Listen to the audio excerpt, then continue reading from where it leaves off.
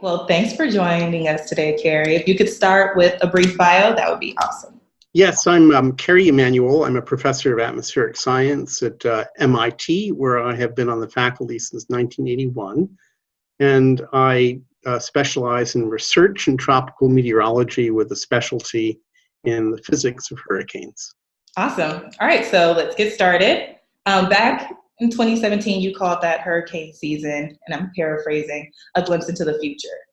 Yes. Now that we have Dorian, how does climate change impact hurricanes, and what are some of the strongest climate signals? So among the hurricane scientists who are interested in the connection between hurricanes and climate, there's a pretty strong consensus about a number of things, one of which is that as the climate continues to warm, we should see a higher incidence of the high category hurricanes like Hurricane Dorian.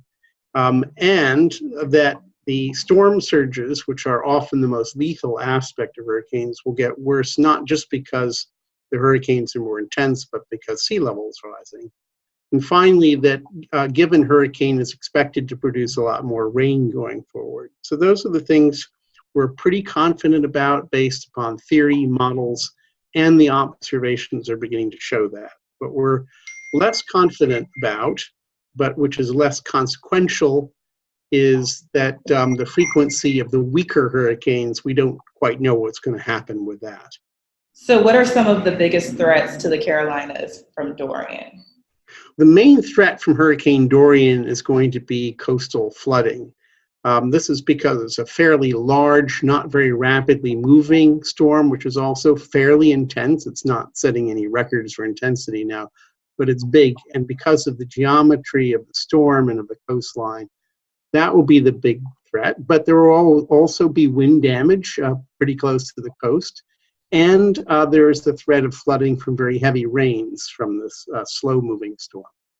Speaking of intensity, earlier Dorian rapidly intensified. What does that mean, and how is it related to climate change?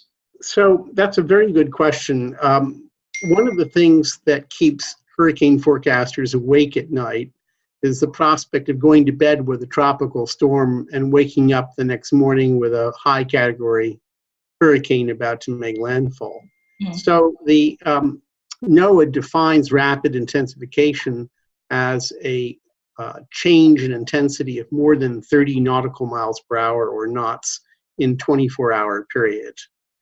It's an arbitrary definition. There's nothing magical about it. It's not like the storm is changing its physics at all. It's just a threshold above which not very many storms intensify that rapidly. Now, one of the predictions of the theory of hurricanes is that as the climate warms, this rate of intensification will increase even faster than the intensity itself increases. So in some sense, this rapid intensification is a canary in the mine for climate change. So what makes rapid intensification dangerous as it relates to like hurricane preparedness? Well, there are kinds of mistakes you can make when you're trying to decide, for example, whether to evacuate a coastal population. If you evacuate them and it proves to have been unnecessary, it's expensive, you've cried wolf, and in fact, people die in traffic accidents, for example. The other mistake, of course, is you don't evacuate and something happens, it's terrible. The problem with rapid intensification is it's very hard to predict. So if it's just a tropical storm, not even of hurricane force, and it's moving relatively rapidly, usually you won't have an evacuation of the coast. But if suddenly it intensifies and at that point, you don't have enough time to evacuate people, it can be a very lethal situation. Thank you for that. So which climate signal or signals are related to the fact that Hurricane Dorian's peak sustained winds rank as the strongest so far north in the Atlantic Ocean east of Florida on record? Well, I'd have to look at that a bit more, but let me say this about that we've known for at least 30 years that there is a thermodynamic speed limit on how strong hurricane winds can be, and that limit goes up as you warm the climate by putting greenhouse gases in the atmosphere. So it was predicted 30 years ago that we should start seeing events that were more intense than we've seen before. we're beginning to see that in the data, but you can't just look at one storm. You have to look at a large group of storms to get robust statistics. Thank you. Hurricane Dorian's slow, destructive track through the Bahamas fits a pattern that scientists have been seeing over recent decades, that hurricanes are stalling over coastal areas, bringing dangerous winds and extreme rainfall. The trend is expected to continue as the planet warms. Was the particular mechanism that slowed Dorian down the same mechanism as a general trend? Well, that's very hard to say. It's really hard to say anything about one storm. It's like saying, well, you know, if you smoke a lot of cigarettes, you have a much greater risk of getting cancer. My grandmother smoked a lot and she died of cancer, therefore it was the cigarettes. Well, you can't actually say that because some people who never smoke get cancer. So it's very hard to say that. We do see when we look at aggregate data, and this is the work of Jim Cosson out at the University of Wisconsin, we do see a tendency for storms to be slowing down, although it's a bit controversial because there's always problems with hurricane data. And models run forward in the future also show a tendency for global warming to make hurricanes move more slowly, but not everywhere. Some places they speed up, some places they slow down. It's regional, but on the whole, they seem to be moving a bit more slowly. Of course, when it comes to climate change and hurricanes, people are hesitant to make the connection.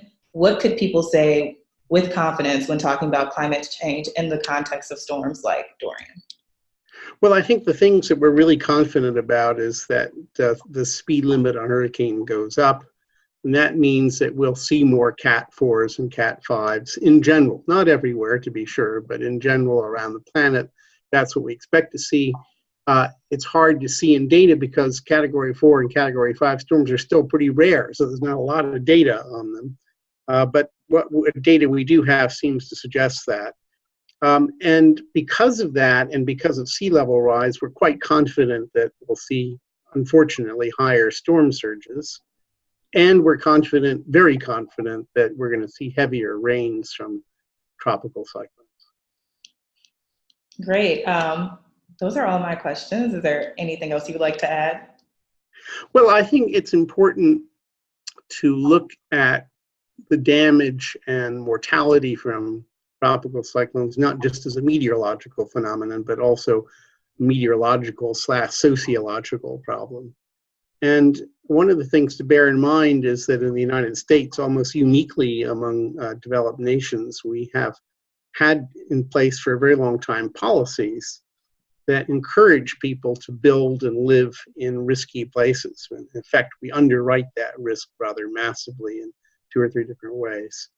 So much so that an economist of my acquaintance at Yale has said that the United States is the only developed country that shows negative adaptation to hurricanes, by which he meant that when everything is said and done and the dust is settled and homes are rebuilt, it's even more vulnerable than it was before the storm. That we have to, this is something we can do something about.